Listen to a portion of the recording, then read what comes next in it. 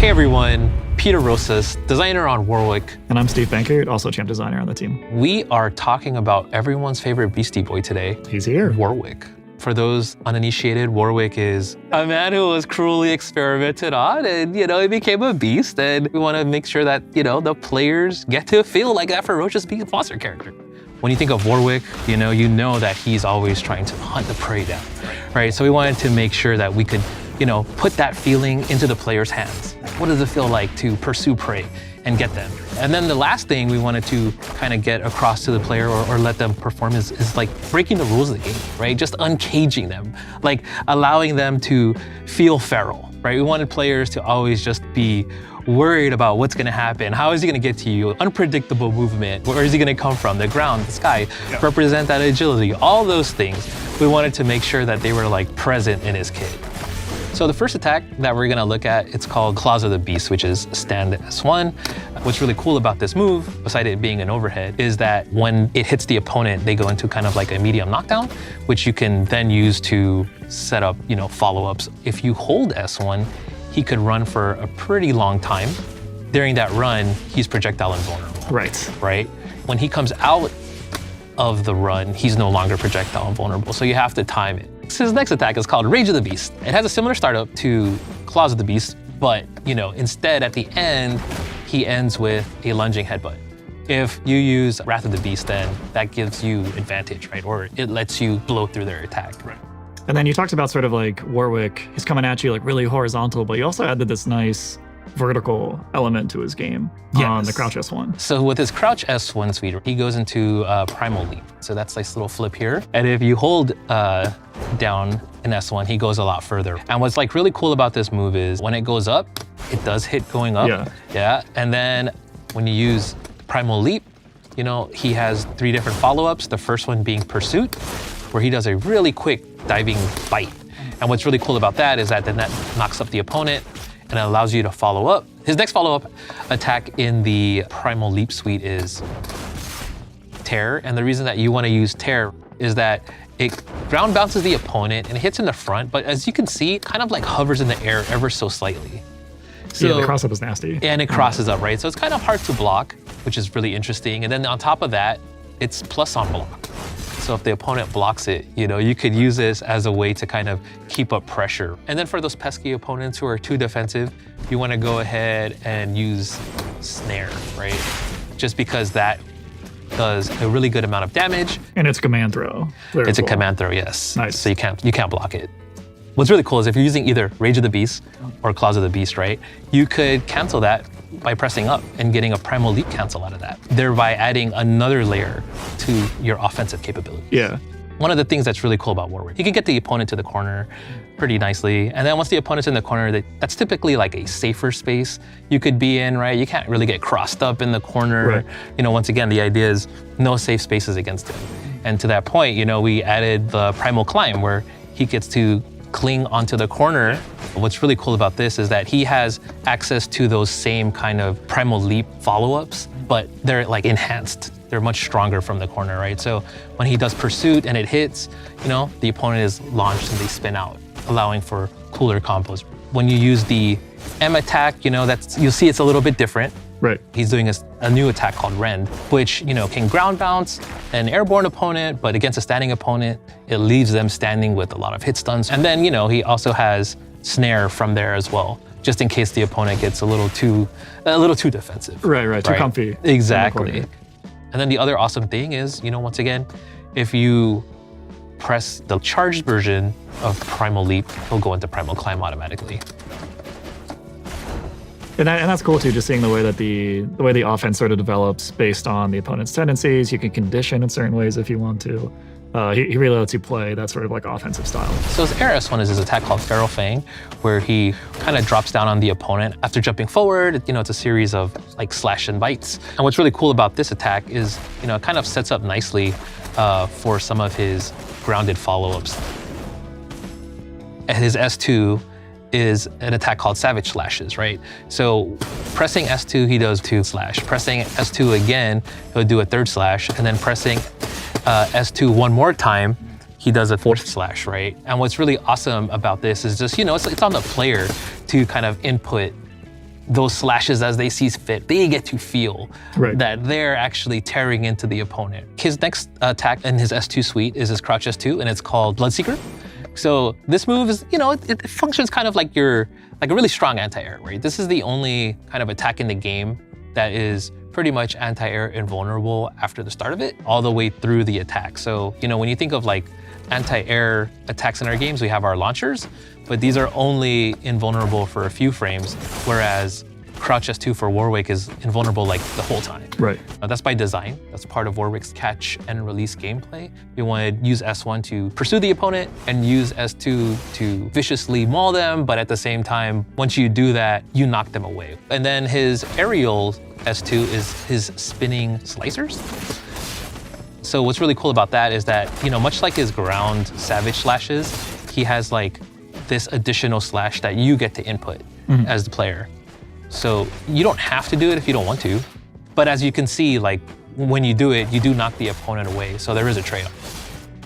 His last attack on his S2 suite is his forward in S2 called Feral Bite. And this is where he kind of like rears back and he picks the opponent and tosses them over his head, What's really cool about this move is that you can like cancel the recovery of the move. This move is essential because you can do it after his air S1, you could do it after his sweep, you can do it after any like real opportunity where you knock the opponent down. That's an opportunity to use Feral Bite. There's 3 areas of like Warwick's design that we were trying to like really hit. So S1 is all about the pursuit, right? It's all about the hunt. So S2, it's all about the players getting to feel that like power transfer, when you're like tearing up an opponent. And the last one was just uncaging the player, right? Like just allowing them to go fully feral. As Warwick, lands these S2 attacks, which, you can see here, he's building up the Bloodlust gauge. And then once it's full, you'll see him go into this Bloodlust state. When you go into Bloodlust, Warwick just becomes that much more enhanced. His dashes speed up. Yeah, it's like across the board, too. Right? Like speed, power, like he... Exactly, right? He gains 2 new specials. He's able to recover his gray health. Whenever he does his S2 attacks, you can see it slowly... It's a good chunk. Yeah, it's slowly recovering. As I mentioned, he has some new specials that get added, right? So he loses Rage of the Beast, but instead gains a new move called Wrath of the Beast, where he does this crazy quick forward translating slash.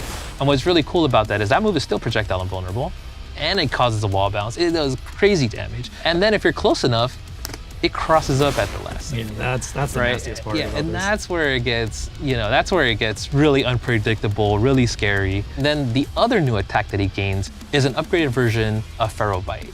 He gains a new attack called Feral Feast. Yeah. So check it out. That's on the forward S2. Yeah, it's on forward S2. Oh yeah, the extra mauling. Yeah, right. That's pretty sweet. And other thing that's really cool about that is that, when he connects that, when the opponent has recoverable life, he takes it all away. In addition to I the straight up damage. did not know about that. You're like, wait, who okayed that? You don't lose the corner carry. So, that's huge. The other really cool thing, and this is kind of like what really is at the heart of Bloodlust. You could cancel certain specials into certain specials. Yeah, it's good. What that means is that you could cancel his Bloodseeker into a Feral Fang. Yeah. You could cancel his Mid Slashes into a Wrath of the Beast. Another thing that he gains, an aerial version of Primal Leap that he doesn't have normally. So when you're attacking the opponent and they're blocking, you can use this as a way to kind of break their defense. You're right. So we just wanted to make sure that, players just had options and they were able to kind of utilize the combos the way they wanted. As you're doing these cancels, you're like spending, like the gauge depletes like fairly slowly on its own. But if you want to access the power, you got to spend some of it looks like. That was our way to ensure that this didn't become like grossly imbalanced. The way that we kind of did that was ensuring, his new moves, they do take up some of that Bloodlust gauge. There is a cost to using them because they're so strong. It's also, whenever you cancel, there is also a cost associated with that. He's giving up, some of his Bloodlust gauge to break the rules of the game. And that's what's awesome. The player gets to choose the routes to maximize the Bloodlust gauge. You want to talk about the supers? Yeah, let's go for it. His S1 super, it falls in line with the idea of pursuing. Yep. Right? It's takes a leap back, and then he flies towards the opponent, uses his agility, slashes them a ton of times, and then brings them down to the ground, right? And that's our take on Infinite Duress Yes, for like the exactly. 2xKO version. And what's really cool about this super too is that it's one of the few that can be done in the air. It also tracks. Oh yeah, I can jump and show that off Yeah, too. so it's gonna like follow. It's gonna predict where Jinx will be, and it'll like land it and like hit her. You know, if you use it in double down, it's just like really easy for kind of Warwick to kind of capitalize because he could kind of reach from anywhere. So it makes him a pretty strong partner in that regard. That's cool. Oh yeah, so it's S2 super, no escape. What's really cool about that is, you know, he does a bunch of slashes, kind of in line with that feeling of, you know, the S2 / the savage slashes, right? It's like the ultimate form of the S2s. Exactly. But what's really cool about that too is that, you know, it fills up the bloodlust gauge. So using this at the end of a combo, right? Like it gives you about like 40%. So then if you were doing it after the savage slashes, you know, that's just a really quick way for you to get like 65% of the bloodlust gauge. And then his ultimate attack, one of the coolest in the game. So sick. Yeah, it's really cool. I mean, come on. So his ultimate attack called like, you know, Blood Hunt. Shout outs to everyone that made this possible. But like, look at this. Let's take a second to appreciate this, right? Following the trail. Yeah, so you get the whole fantasy of like going through the streets of Zaun. Yeah, and what's like also super cool about this attack is that, you know, it can like pick up off the ground. Another really cool thing about it is that if you aren't in Bloodlust, it will instantly put you into it. It's like a conversion. So right. I'm gonna turn all this meter and I'm going right into Bloodlust and dealing a ton of damage. Right, and it's expensive, mind you. It's like not you know, you instantly get it. 3 bars to get there, you're cashing out. For those of you who were wondering, like, well, hey man, like if I'm already in Bloodlust, like what's the benefit? Like, why would I even do it beside the damage? Well, you know, our homage to League, right, is that we let Warwick heal. Like he's like the only character that can do that. When you hit the ultimate, you can see that he actually gains back life. Yeah, it's a big chunk. Yeah, it's a big chunk. He becomes like this force that's just kind of unKOable, you know, unstoppable. So he has 2 assists. His first one is an assist version of Rage of the Beast. That's his forward and assist.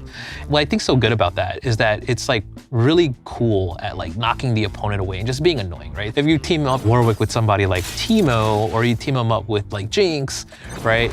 Like that gives me all the space to just start. Exactly, right? Like if I'm like flying around with Teemo, just kind of being annoying, boom, I knock you away, and then I just start throwing more rocks, right? Like shooting more pebbles at you, right? I'm seeing this scenario in my nightmares. Like, oh no, don't give him ideas. Don't give him ideas, you know? That to me is what's awesome about like using that assist, right? You can plug him in as also like a damage extender. Yeah, you could pick up off of it. It's like the timing is tight, but you could do it. And that allows you to kind of like, you know, let Warwick come in, he could get some blood gauge, you know, that kind of thing. What's also awesome when Warwick is used as an assist is that when he's off of the screen, he doesn't lose bloodlust gauge. Okay, so you don't have to worry about like always keeping him on point. Exactly. So, cool. You know, if you like, you know, get a little bit of the bloodlust gauge and then tag him back out, it'll stay at that same amount. And then his back assist, he does an assist version of Bloodseeker. Okay. You could use Warwick to pick him back up to extend the combo, you know? And then also, once again, it's also good at creating space, kind of knocking the opponent away. But yeah, so you have like the one assist that really covers that horizontal space, and then the other one kind of like can command the skies. If you're able to knock him out, right, and he's down and out, what does a super assist look like? So his super assist is basically no escape. Yep. And in my opinion, this might be like one of the. It's really good. This might be one of the strongest super assists. You know, no bias. Yeah. So yeah, we've talked a ton about just like his different strengths, sort of like philosophy, how he got there. But what about if you're playing against Warwick and you're like, man, what do I do against this guy?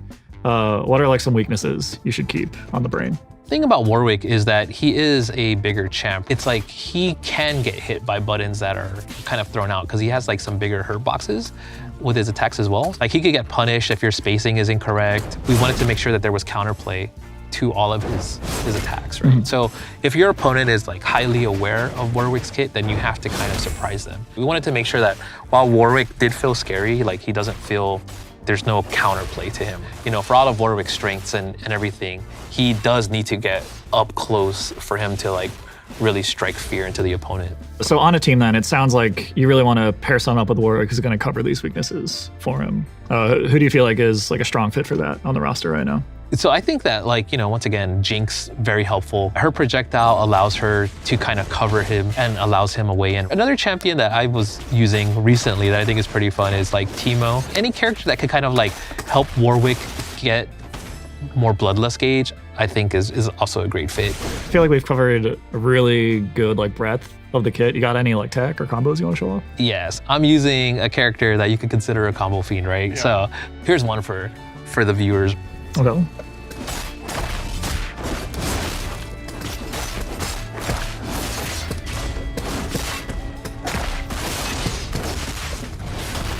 Let's go. Let's go first try. actual first take. That was just like one combo that I showed you with different kind of cancel routes and specials being used. I mean, I'm really excited to see what all of you end up like finding with him and the routes that you guys choose. And it's so awesome to be able to work on Warwick and just like be able to kind of represent that viciousness and ferocity and all of that, and now give that to the players and see what they end up finding. You never really know how it's going to turn out until players get their hands on it, but we're all really excited about Warwick, and yeah, we can't wait for y'all to try him. All right, and that's Warwick in a nutshell. So thanks everyone for tuning in. And don't forget, Warwick is on the hunt in early access. You can play 2xKO for free now on PC. We'll see you soon.